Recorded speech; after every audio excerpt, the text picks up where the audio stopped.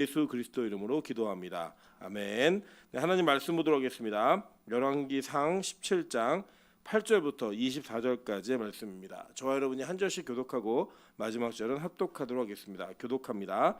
여호와의 말씀이 엘리야에게 임하여 이르시되 너는 일어나 시돈에 속한 사르밧으로 가서 거기 머물라. 내가 그곳 과부에게 명령하여 내게 음식을 주게 하였느니라. 그가 일어나 사르밧으로 가서 성문에 이를 때 한 과부가 그곳에서 나뭇가지를 줍는지라.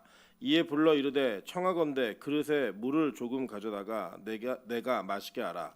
그가 가지러 갈 때에 엘리야가 그를 불러 이르되 청하건대 내 손에 떡 한 조각을 내게로 가져오라. 그가 이르되 당신의 하나님 여호와께서 살아계심을 두고 맹세하노니 나는 떡이 없고 다만 통에 가루 한 움큼과 병에 기름 조금뿐이라. 내가 나뭇가지 돌을 주어다가 나와 내 아들을 위하여 음식을 만들어 먹고 그 후에는 죽으리라. 엘리야가 그에게 이르되 두려워하지 말고 가서 내 말대로 하려니와 먼저 그것으로 나를 위하여 작은 떡 한 개를 만들어 내게로 가져오고 그 후에 너와 내 아들을 위하여 만들라. 이스라엘의 하나님 여호와의 말씀이 나 여호와가 비를 지면에 내리는 날까지 그 통의 가루가 떨어지지 아니하고 그 병에 기름이 없어지지 아니하리라 하셨느니라. 그가 가서 엘리야의 말대로 하였더니 그와 엘리야와 그의 식구가 여러 날 먹었으나 여호와께서 엘리야를 통하여 하신 말씀같이 통의 가루가 떨어지지 아니하고 병의 기름이 없어지지 아니하니라. 이 일 후에 그 집 주인 되는 여인의 아들이 병들어 증세가 심히 위중하다가 숨이 끊어진지라. 여인이 엘리야에게 이르되 하나님의 사람이여 당신이 나와 더불어 무슨 상관이 있기로 내 죄를 생각나게 하고 또 내 아들을 죽게 하려고 내게 오셨나이까. 엘리야가 그에게 그의 아들을 달라 하여 그를 그 여인의 품에서 받아 안고 자기가 거처하는 다락에 올라가서 자기 침상에 누이고 여호와께 부르짖어 이르되 내 하나님 여호와여 주께서 또 내가 우거하는지 과부에게 재앙을 내리사 그 아들이 죽게 하셨나이까 하고 그 아이 위에 몸을 3번 펴서 엎드리고 여호와께 부르짖어 이르되 내 하나님 여호와여 원하건대 이 아이의 혼으로 그의 몸에 돌아오게 하옵소서 하니 여호와께서 엘리야의 소리를 들으심으로 그 아이의 혼이 몸으로 돌아오고 살아난지라.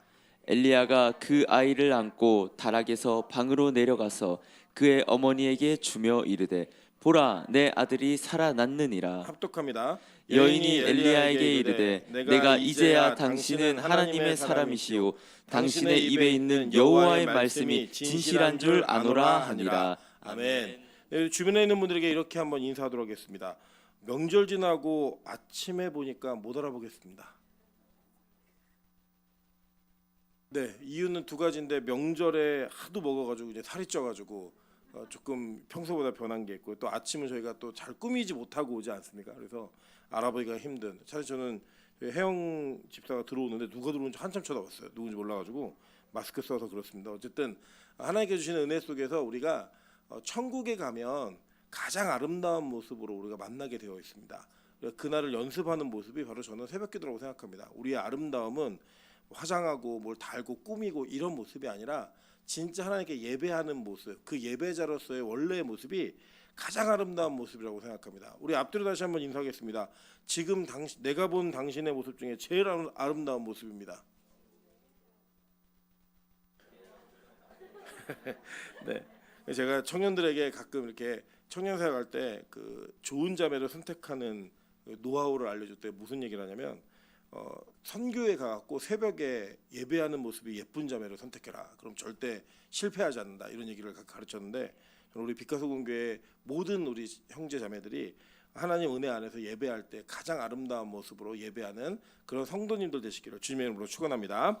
네, 오늘은 열왕기상 17장 8절부터 24절까지의 말씀을 가지고 마르지 않는 가루와 기름이라는 제목으로 하나님 말씀 증거하도록 하겠습니다. 저는 사실 이 말씀을 어렸을 적에 그 부흥사 목사님의 설교를 통해서 처음 접했습니다. 여러분 아시는 분 계실 거예요. 오강석 목사님이시라고. 그분이 이제 부흥의 말씀의 테이프를 이제 제가 어느 집에 차를 타고 가는데 그 집에 어른이 그 차에서 테이프를 재생하실 때 이 얘기를 들었어요. 근데 거기서 너무 웃긴 모습이 있었습니다. 뭐냐면 내용이 뭐냐면 요약하면 하나님께 우리 걸 먼저 드리면 그 기름통하고 그 가루통에 밀가루통에서 이게 마르지 않고 펑펑펑펑펑펑 계속 나온다 이 얘기할 때 그 펑펑펑펑하는 그 표현과 오광석 목사님 그이 기도를 많이 하셔가지고 모든 기름 부음이 펑펑펑 이렇게 막 얘기하시는데 너무 웃겼어요 그게. 그래서 이 말씀이 그 말씀이구나라는 것을 알았고, 또 제가 이제 신앙생활 하는 동안에 이 말씀으로 우리가 뭐 하나님께 뭘 드리면 뭘 많이 받는다라고 하는 설교의 내용을 수도 없이 많이 들었습니다. 정말 그게 이런 뜻일까라고 하는 이 이야기 속에 담겨져 있는 참 뜻이 무엇인가를 고민해 보면 저는 우리가 조금 성경을 조금 더 깊게 볼 필요가 있다고 생각합니다. 물론 그렇게 하신 설교가 틀렸다는 게 아니에요. 저는 개인적으로 여기 여러분 읽으신 내용 다 아시겠지만 이 사르밧 과부는 오늘 한 번 먹고 마지막으로 최후의 만찬을 벌인 이후에 나와 아들이 죽을 것이라고 예견하고 있었어요. 왜냐하면 그 당시에 과부라고 하는 것은 지금으로 따지면 생산의 능력과 소득의 능력이 전혀 없는 사람입니다. 그런데 이 전혀 없는 사람이 뭘 만났냐? 기근을 만난 거예요. 이 신약의 해설이 나오는데 신약에 보시면 예수님께서 이 기근 만난 시간을 언제라고 얘기하냐면 3년 반 동안이라고 얘기하셨어요. 그러니까 3년 반 동안에 먹을 게 아무것도 없는 그 상황 속에서 이 엘리야가 참 웃긴 사람이에요. 처음에는 뭐라고 하냐면 야 나 물 좀 줘라고 얘기해요. 우리가 물 주는 게 어려워요, 안 어려워요? 안 어렵잖아요. 그러니까 물을 가지러 가는데 밥도 가지고 와라고 얘기하는 거예요. 처음부터 밥 줘 얘기했으면 뭐라고 얘기했어요? 뭐 안 줘, 못 줘 이렇게 얘기했을 텐데 처음에 뭘 달라 그래요? 물 좀 줘라고 얘기했다가 물 가지러 가고 있는데 밥도 가지고 와라고 얘기하는 거예요. 여기서 이제 보면은 뭐 떡이라고 번역되어 있는 이 이야기가 이스라엘 백성들에게는 주식이었던 빵에 대한 이야기거든요. 빵 좀 가지고 와라고 얘기하니까 나 죽을라 그래 먹고 이렇게 얘기한 거예요. 나도 먹고 죽을 것도 없어라고 했더니 야 먼저 나 만들어 주면 너네 집에 이 가루통에 가루가 마르지 않고 기름통에 기름이 마르지 않는 역사가 있을 거야라고 얘기를 해요. 근데 또 정말 신기한 건 이 사르밧 과부가 거의 절망의 상태 아닙니까? 야 오늘 이거 먹으면 우리 다 죽는 거야라고 마지막 식사를 위한 그 준비를 하기 위해서 밖에 나왔는데 그 말을 또 순종하고 들어요. 물론 이제 그럴 수 있겠죠. 예를 들어서 우리 무언가 가진 사람들은 위험한 것에 투자하지 않습니다. 제가 어제도 이제 무슨 글을 읽다 보니까 워렌 버핏이 정말 세계적인 투자가 아닙니까? 워렌 버핏이 뭐라고 얘기냐면 자기는 절대 코인에 투자하지 않는데요. 이유가 뭐냐면 코인 자체는 생산의 능력이 없는 영역이래요. 그러니까 어느 날 갑자기 이거 왜 사야 돼? 라고 누가 질문했는데 그걸 왜 사야 되지? 라고 사람들이 공통적으로 인식하기 시작하면 가치가 없는 거라는 거예요. 그렇게 그런 내용으로 이렇게 쭉 글이 달려있는데 밑에 뭐라고 얘기하냐면 댓글이 달려있는데 아주 재밌었어요. 지는 부자니까 그러지 이렇게 써 있어요. 그러니까 가난한 사람들은 자기가 가지고 있었던 모든 것들을 어차피 이거 있으나 없으나 별로 큰 의미 없으니까 투자해야지 뭐 이런 마음으로 떡을 해왔는지 뭐 그건 잘 모르겠어요. 성경이 그렇게 얘기하지 않으니까. 근데 중요한 건 뭐냐면 하나님께서 엘리야에게 처음부터 알려주신 거예요. 야 너 거기 가서 이거 떡 달라고 얘기하면 줄 사람이 있어. 그래 글로 가라고 얘기했는데 얼마나 하나님이 비정한 분이냐. 이 하나님의 통치를 받아서 움직였던 엘리야가 만난 사람이 누구냐면 과부예요. 과부에다가 오늘 먹고 죽을 사람이라고요. 그런데 여러분 너무 재밌는 사실은 엘리야에게는 응답이 있었어요. 애초부터 야 사르밧에 가면 과부가 준비되어 있는데 그 여자가 너한테 먹을 걸 줄 거야. 그러니까 엘리야에게는 그 사람이 나에게 먹을 걸 제공하면 이 사람이 굶어 죽지 않는다는 답이 있었죠. 그러니까 그걸 확신 있게 얘기하는 거예요. 그런데 이 사르밧 과부의 입장에서는 같이 응답받은 건 아니잖아요. 같이 응답받아갖고 야 엘리야가 올 텐데 너 주면은 니네 집에 기름통에 그리고 떡통에 가루통에 가루가 마르지 않아 라는 응답을 못 받았다고요. 그런데 하나님의 그 만남을 통해서 사실은 생명을 요구하신 거예요. 이거 먹을 드리면 다 죽는데 이거 바치면 죽는데 이런 걸 요구하시더라는 거예요. 더군다나 그때가 언제예요? 3년 반 동안 기근이 있었던 때에 그 일이 일어나더라는 겁니다. 여러분 뭐 저는 개인적으로 이제 2025년도에 새해가 오면은 막 소망들이 있고 막 기대감들이 있는데 사실 나라 정세도 너무나 어렵고 경제 상황도 너무 어려워서 그런 기대를 하기가 쉽지 않은 것 같아요. 그래서 어쩌면 이 기간이 어려운 기간이 조금 더 진행될 수도 있을 것 같고요. 언제까지 갈지 우리 아무도 모릅니다. 뭐 정치적인 문제도 해결이 돼야 되고 그 안에서 경제적인 기반들도 다시 뭔가를 구축해내지 않으면 서민 경제 자체가 너무 어려운 시기가 되어 있습니다. 제가 그 여러 목사님들 만나서 물어보면 뭐 많은 분들은 교회 헌금이 절반 정도 줄었다고 얘기하는 교회들도 있고요. 그렇게 헌금을 열심히 하는 하늘문도에 30% 정도 줄었다고 원장님 얘기하시는 걸 제가 들었어요.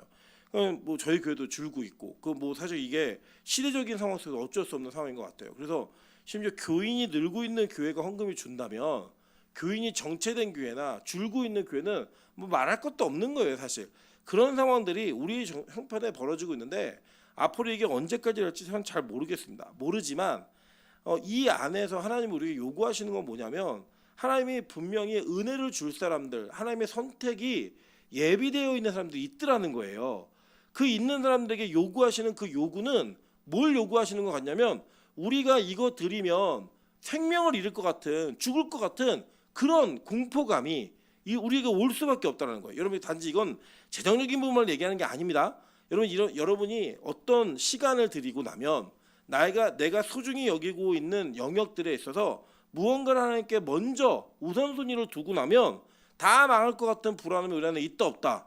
있다. 그런데 하나님은 누군가를 통해 우리에게 예비되어진 일이 있으니까 그 예비되어진을 아는 예수님은 우리에게 뭘 요구하시는 거예요? 그거 내놓으라는 거예요. 그냥 요거 놓으면 진짜 너에게 큰 은혜가 있어. 근데 요거를 할 수 있는 이유가 뭐냐면요, 저는 이렇게 생각합니다. 저는 개인적으로 이 사르딱 가부가 바닥이 났기 때문에 이 일을 할 수 있었다고 생각해요. 왜냐하면 여러분, 뭔가 가진 게 있으면요 우리는 관리합니다. 예를 들어 여러분, 우리가 예를 들어 주머니에 1,000원밖에 안 남잖아요. 그럼 이 돈을 귀하게 쓸까요? 아니면 대충 쓸까요? 귀하게 쓸까요? 저는 예를 들어서 100만 원이 남았다. 오늘 한 달에 살아가는데 내가 예를 들어서 한 150이 필요한데 100만 원이 남았다. 그러면 귀하게 씁니다. 아껴 쓰고 아껴 써요. 근데 이제 100만 원이 필요한데 1,000원 남았어요. 어떻게 쓰실 것 같아요? 있으나 없으나 뭐 그만인 거예요. 그냥 그 상태까지 몰아가서 자기에 대한 완전한 부인함이 있었을 때에 이 일이 가능했다라는 거예요.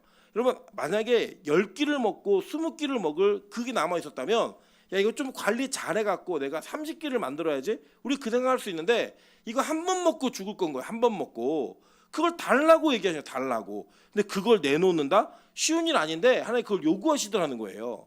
여러분, 저는요 우리 각자 성도들의 삶이 굉장히 이번 해가 좀 쉽지 않을 거라고 예상하고 있어요. 제 예상이에요. 저는 교회들도 마찬가지로 생각합니다. 한국 교회 되게 어려울 거예요. 앞으로 그 어려운 상황 속에서 하나님이 우리 교회에게 무엇을 요구하실지에 대한 그 요구가 저는 사실 겁도 나기도 하고요, 기대도 됩니다. 여러분, 이제 우리 교회가 하나님 여기까지는 우리가 어떻게든 왔는데 그 이후에 하나님이 요구하시는 것이 무언가 있다라고 한다면 그게 정말 쉽지 않을 것 같아요라는 마음이 제 안에 있어요. 그 있음에도 불구하고 하나님이 그것을 요구하실 때가 저는 올 것 같아 갖고 불안해요. 근데 왜 그 노래 가사에도 있죠. 왜 슬픈 예감은 틀린 적이 없나? 이 슬픈 예감이 있는데 그게 안 틀려요. 하나님 이거는 안 돼요라고, 이거는 안 돼요라고 생각하는 순간 하나님 그거 요구하세요, 안 하세요? 하시더라는 거예요. 꼭 우리 인생에 그런 일들이 반복되어지는 역사를 성경은 너무나 명확히 기록해 놓고 있습니다. 그런데 과연 이게 그렇게 우리가 가지고 있는 것만을 얘기하는 무언가를 내놓으면 하나님이 더 큰 걸 주시겠다라는 그 이야기일까? 저는 이 이야기에 좀 더 깊은 의미가 있다고 생각합니다. 저는 오늘 이 부분을 여러분과 나누기를 소망합니다. 먼저 한번 볼까요? 누가복음 4장 25절부터 26절입니다. 이 내용은 예수님께서 이 사건을 언급하셨어요. 다 같이 읽어보겠습니다. 시작. 내가 참으로 너희에게 이르노니 엘리야 시대에 하늘이 3년 6개월간 닫혀 온 땅에 큰 흉년이 들었을 때 이스라엘에 많은 과부가 있었으되 엘리야가 그중 한 사람에게도 보내심을 받지 않고 오직 시돈 땅에 있는 사립다의 한 과부에게 뿐이었으며. 자, 이 성경의 내용을 보니까 예수님이 이 사건을 누가복음 4장에서 얘기하셨어요. 그죠? 근데 이 누가복음 4장에 얘기하셨는데 이 누가복음 4장에 1절부터 나오는 내용이 뭐냐면, 여러분, 마귀가 예수님을 시험했던 3가지 사건 있잖아요. 그 사건이 기록되어 있고요. 그 이후에 예수님이 안식일에 회당에 들어가셔가지고 희년에 대한 내용을 선포하세요. 야, 이 희년이다라고 선포하는데 이 선포 끝에 이 사람들이 무엇을 요구하는지에 대한 이야기를 예수님께서 해주십니다. 한번 볼까요? 누가복음 4장 23절입니다. 바로 앞절이에요. 우리가 읽었던 부분에 제가 읽어드릴게요. 예수께서 그들에게 이르시되 너희가 반드시 의사야 너 자신을 고치라 하는 속담을 인용하여 내게 말하기를 우리가 들은 바 가버나움에서 행한 일을 내 고향 여기서도 행하라 하니라 라고 얘기했어요. 그러니까 예수님 고향에 가셨는데 이 고향에서 무슨 일이 있었냐면 회당에서 희년을 선포했더니 희년에 대한 어떤 감격과 기쁨 이런 거는 별로 관심이 없고 그냥 좀 병이나 좀 고쳐봐. 너 가버나움에서 했던 것처럼 우리 좀 기적을 행해갖고 귀신도 쫓고 뭐 부자도 만들어주고 이런 것도 좀 해봐 라고 요구한다는 거예요. 그랬더니 예수님이 무슨 얘기 하시면 아까 그 얘기 하시는 거예요. 야 엘리야가 하늘이 새해 6달 동안 닫혀서 온 땅에 기근이 들었는데 큰 흉년이 들었는데 이스라엘에 많은 과부가 있었지만 그 중에서 하나님이 한 사람에게도 보내지 않았고 오직 시돈에 있는 사렙다, 그러니까 사르다가 헬라어 발음이 옮겨진 거예요. 그 과부에게만 보냈다라는 거예요. 이 사람을 이 엘리야를. 그런데 여러분 되게 재미있는 게 뭐냐면 여기에 두 가지 원어적인 의미를 좀 살펴볼 필요가 있는데 하나는 시돈이라는 단어예요. 시돈이라는 단어가 사냥하다, 낚아 올리다, 잡다 이런 뜻이에요. 그리고 이 사르밧이라고 하는 뜻이 뭐냐면 재련하다, 단련하다, 용광로 이런 뜻입니다. 그러니까 지금 이 사렙다 과부를 하나님께서 선택하시고 사르밧 과부를 선택하실 때 그 무대 장치까지 완벽하게 마련하신 거예요. 여러분 기억나시죠? 예수님이 수가성에 있는 여인에게 갔을 때 사마리아 여인에게 갔을 때 수가성의 이름의 뜻이 뭐라고요? 구속이란 뜻이었죠. 예, 그런 것처럼 예수님이 무대 장치를 완전 만들어 놓으시고 지금 요구하시는 이 내용을 통해 무언가 우리가 생각했던 것 그 의미, 표면적 의미 이면에 있는 아주 귀한 영적인 의미를 제시하시더라는 거예요. 그러면서 뭘 얘기하는 거냐면 이거예요. 여기 재밌는 게 뭐냐면 25절에 보면 누가복음 4장 25절에 보면 큰 흉년이라고 되어 있는데 이 큰 흉년을 원어 그대로를 얘기하면 메갈론 리몬이라고 얘기하는데 이게 직역을 하면 뭐냐면 위대한 기근이라는 뜻이에요. 위대한 기근. 그러니까 이 기근이 어려운데 그 어려움이 위대함이라는 거예요. 여러분 이게 앞으로 우리 한국 교회가 어려워질 거고 한국 사회가 많이 어려울 거예요. 근데 만약에 이 기근 속에서 이 기근 같은 흉년 속에서 무언가 우리가 발견할 수 있는 진리를 찾아낸다면 이 흉년의 기간은 이 기근의 기간은 큰 흉년이기도 하지만 동시에 뭐예요? 위대한 흉년이기도 하고 위대한 기근일 수도 있다라는 거예요. 여러분 저는 우리가 막 소망회로를 돌리고 희망 고문하면서 여러분 열심히 하면 이번 연도 괜찮을 겁니다 이렇게 말하고 싶지 않아요. 여러분 뭐 우리가 열심히 하면 하나님께서 우리에게 은혜를 주셔서 남들 다 망할 때 우리는 안 망할 겁니다 이렇게 얘기하고 싶지도 않아요. 성경은 그리스도인들을 환경에서 지킨 게 아니라 그 환경 속에서 흔들리지 않는 믿음을 지키게 하셨지 우리를 그 환경 속에서 지켜주지 않더라는 것을 우리 여러 번 발견하잖아요. 여러분 적어도 예를 들어 그래야 되잖아요. 스데반이 돌 맞아 죽을 때 하나님이 정말 스데반을 지키려면 우리가 기대하는 건 뭐예요? 날아오는 돌들이 다 빵이 되든지 돈이 돼가지고 그걸 막 주스면서 부자가 돼야 되는 게 우리가 기대하는 거 아니에요? 근데 어떻게 됐어요? 돌 맞아 죽었다고요. 근데 그 죽는 그 순간까지 이 스데반은 믿음을 부인하거나 하나님 앞에서 흔들리는 모습을 보이지 않아요. 돌 맞아 죽으면서 하나님 때문에 죽어요 이런 말도 하지 않고요. 오히려 그가 평안히 잠들었다라고 얘기하는 그런 평안함을 소유하더라는 거예요. 왜 그게 가능했는가? 왜 그것이 그에게 이루어졌는가? 성경은 이것을 우리에게 의미적으로 가르친다라고 저는 봅니다. 여러분 여기서 얘기하는 게 뭐냐면 새해 6달이 며칠이에요? 새해 6달이면 3년 반이잖아요.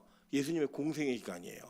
그리고 계시록에 나오는 한때, 두때, 반때를 합치면 새해 3년 반이죠. 그러니까 이 예수님의 사역과 이거 연결돼 있다는 거예요. 뭐냐면 예수님이 이 땅에 오셔서 예수님은 자기 자신이 어떤 존재인지를 우리에게 명확히 말씀하셨습니다. 한번 볼까요?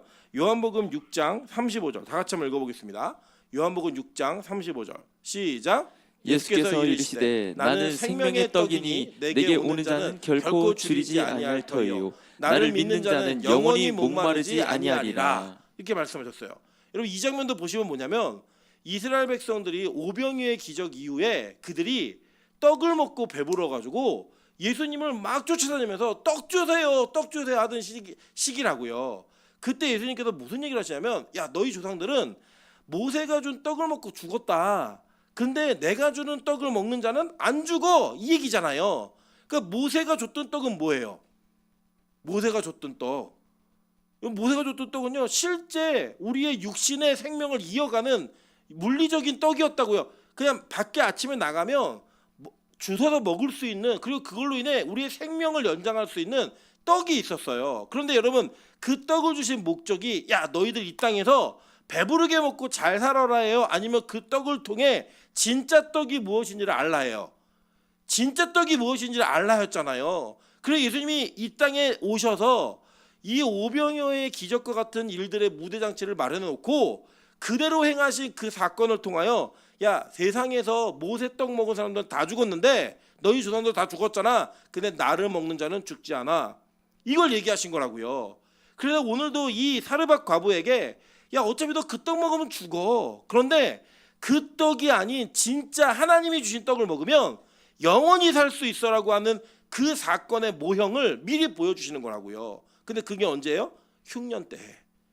가장 위대한 흉년을 통해 그걸 가르치시는 거라는 거예요.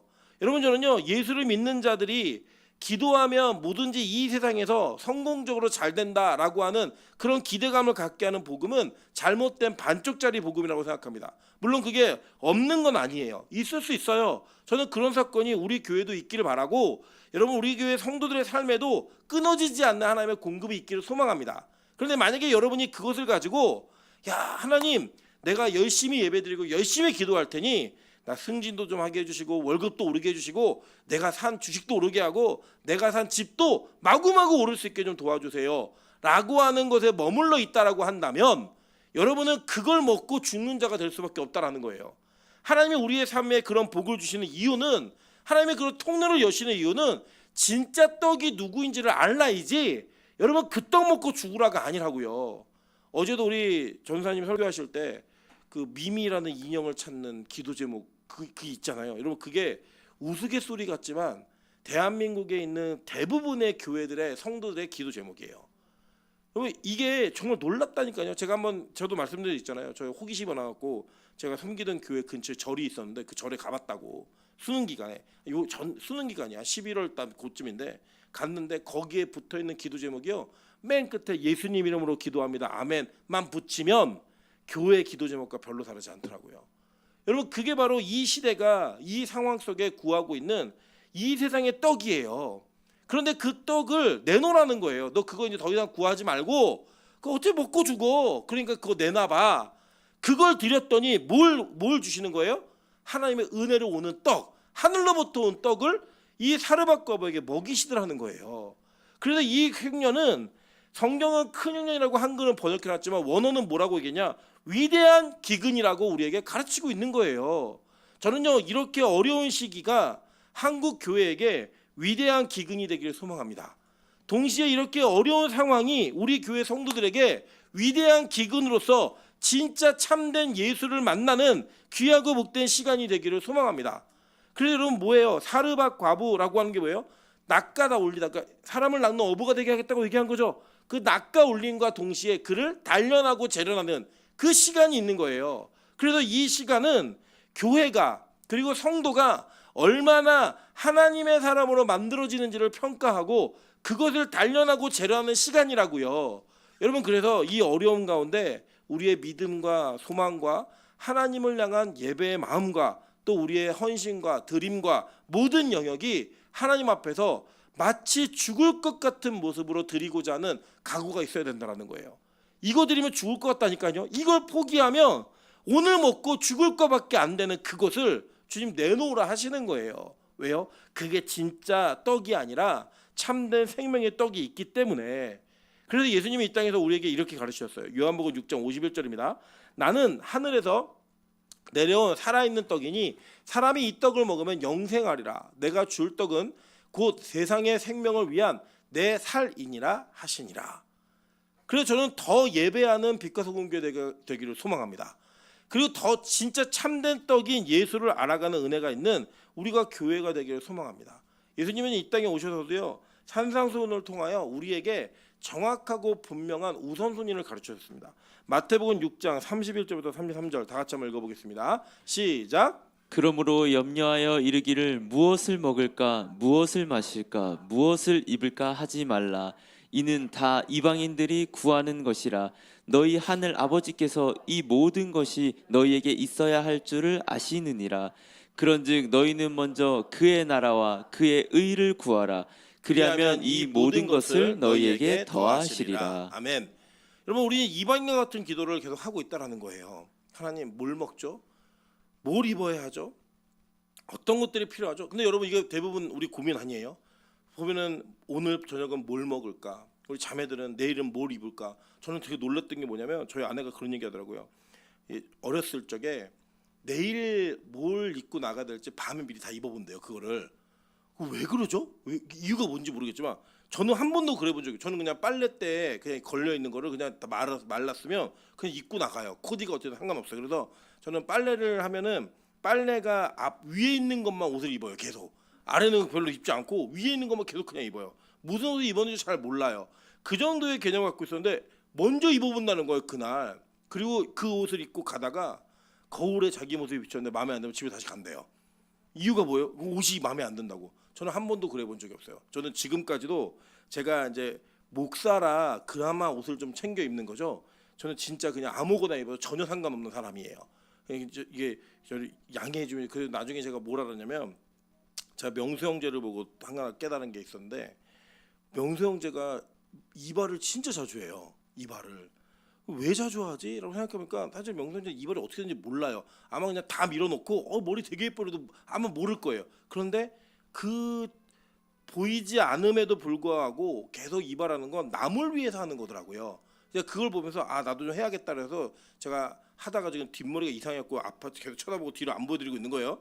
있는데 우리 인생에 누군가 우리의 삶 가운데 무엇을 입을까, 무엇을 먹을까, 그 염려를 계속 하거든요. 그 염려하는 그 과정 속에 만약에 여러분이 그 염려 속에 매여 있다면 우리는 진짜 떡이 무엇인지 모르는 인생인 거예요. 진짜 떡이 무엇이고 진짜 생명이 무엇인지.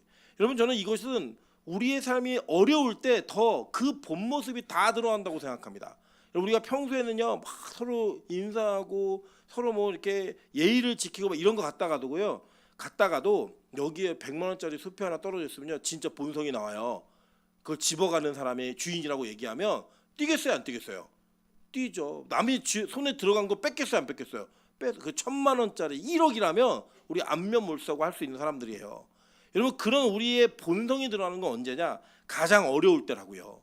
가장 힘들 때, 가장 절박할 때, 그 절박함 속에서 내가 추구하고 살아가는 목적이 무엇인지를 우린 명확하게 드러낼 수 있는 거예요. 그래서 가끔씩 하나님은 우리에게 위대한 기근을 허락하시는 거예요. 그 위대한 기근에서 진짜 내 모습을 발견하고 그 내 모습 속에 하나님께서 우리에게 주시는 은혜가 무엇인지를 정확히 깨닫고 그것을 붙잡는 자가 되기 위하여. 여러분, 근데 놀라운 사실이 뭔지 아세요? 예수님이 얘기하실 때, 야, 이스라엘에 과부 진짜 많았어. 그런데 그 중에 한 사람에게도 보내심을 받지 않았고 오직 시돈 땅에 있는 한 과부에게만 보내심을 받았어. 이거예요. 그러니까 여러분, 다 할 것 같아도 못하는 사람이 더 많은 거예요. 진짜 다 무능했잖아요. 과부들은 다 무능한 자들이니까. 다 무능함에도 불구하고 자기 힘으로 어떻게든 아둥바둥 살아보려고 노력하는 그 인본적 열심은 하나님의 은혜도 경험하지 못하지만 진짜 떡이 무엇인지도 모른다고요. 이 사람들은 예수님이 가셨어도 그 예수님이 떡인지도 못 알아봤고요. 엘리야가 갔어도 그 엘리야를 통하여 하나님의 은혜를 체험하지 못할 자들이었어요.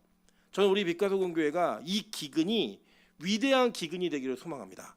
2025년에 우리 각 가정에 교회에 있는 그 기근의 시간들이 하나님을 온전히 붙드는 은혜가 있는 시간이 되기를 소망합니다. 그리고 오늘 첫 찬양이 뭐였어요? 세상 모든 풍파 너를 흔들어. 약한 마음 낙심하게 될 때에 주가 내게 주신 복을 세워라. 주가 내게 주신 복을 알리라. 받은 복을 세어보아라. 크신 복을 내가 알리라. 받은 복을 세어보아라. 크신 복을 내가 알리라. 이거였잖아요. 여러분, 가장 큰 복이 뭐예요? 가장 큰 복은 우리가 예수가 어떤 분이신지를 알게 되는 게 가장 큰 복이라고요. 내 진짜 참떡이 누구신지를 알게 되는 게 가장 큰 복이라고 성경은 얘기하는 겁니다. 여러분, 그래서 이 뒤에 사건을 보면요, 이 일 후에 그 집 여인의 아들이 죽어요. 그 떡을 먹었음에도 불구하고 죽는다고요.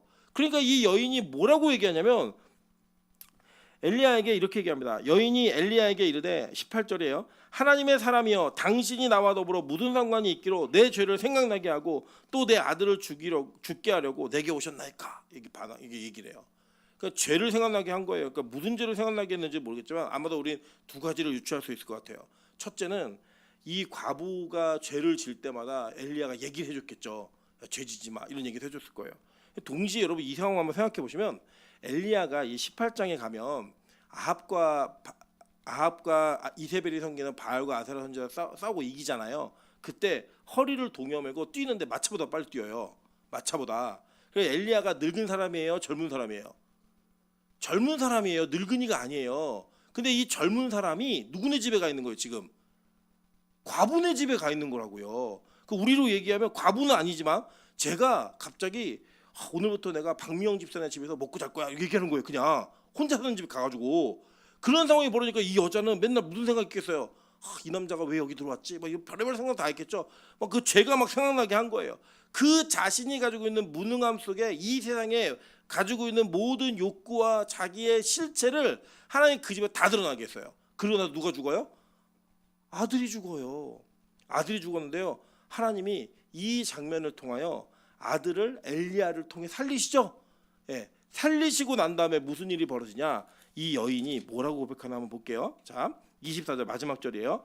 여인이 엘리야에게 이르되 내가 이제야 당신은 하나님의 사람이시오 당신의 입에 있는 여호와의 말씀이 진실한 줄 아노라 하니라 라고 얘기했어요.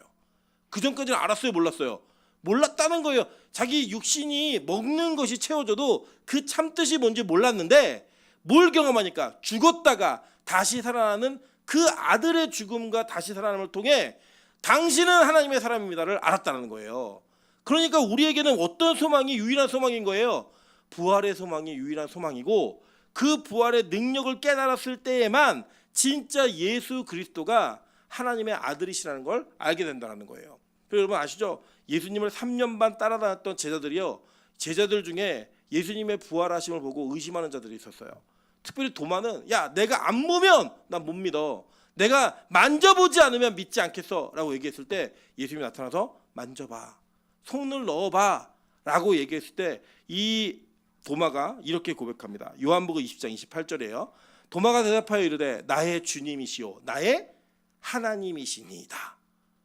그 죽으심과 부활하심을 보았을 때 그가 비로소 예수님 당신은 하나님이십니다 라고 하는 그 고백을 위대한 고백이죠. 삼위일체에 대한 그 고백을 제자들 12명 가운데 가장 먼저 했어요. 그게 바로 은혜였다고요. 3년 반을 쫓아내왔던 자들이 예수님이 그렇게 죽을 때 다 도망갔잖아요. 뿔뿔이. 그랬던 자들이 그 살아나심을 보고 난 이후에 당신은 하나님이십니다 라고 얘기했다고요. 여러분 저는요 우리 빛가서공 교회가 이 어려운 시기에 우리 교회는 안 어려울 겁니다 라고 저는 장담할 수 없어요.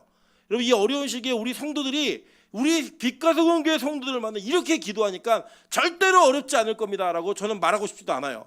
그런데 저는 우리에게 주신 그 죽음과 같은 시간을 통해 그 위대한 기근을 통하여 부활의 소망 되시는 예수 그리스도가 하나님이심을 그리고 그것이 전해지고 있는 교회가 진짜 교회임을 그리고 그것을 깨닫고 그것을 묵상하고 있는 여러분이 진짜 성도임을 깨닫는 귀한 은혜가 있기를 소망합니다. 그러면 여러분의 영혼에 여러분의 인생에 마르지 않는 가루와 마르지 않는 기름이 여러분에게 주어질 거예요.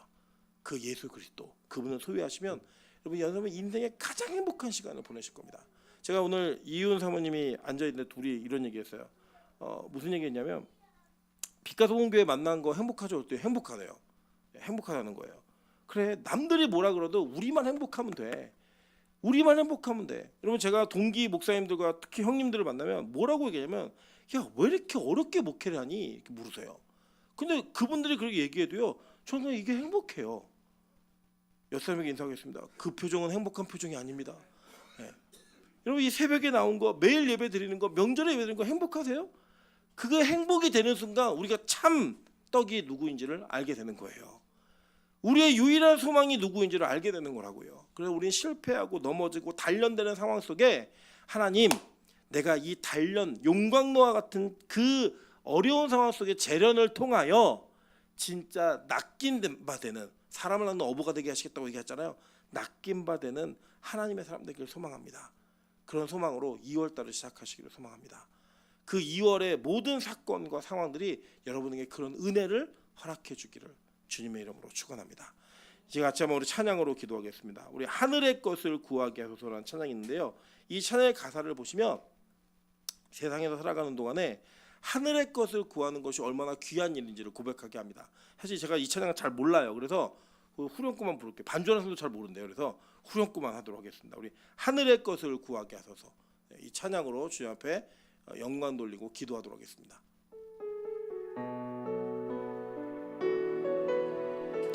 하늘의 것을 구하게 하소서. 하늘의 것을 구하게 하소서. 영원한 것을 놓치지 않으래. 주님의 말씀 내 삶의 능력 되시니 나 주를 힘입어 그의 뜻 이루리. 내가 속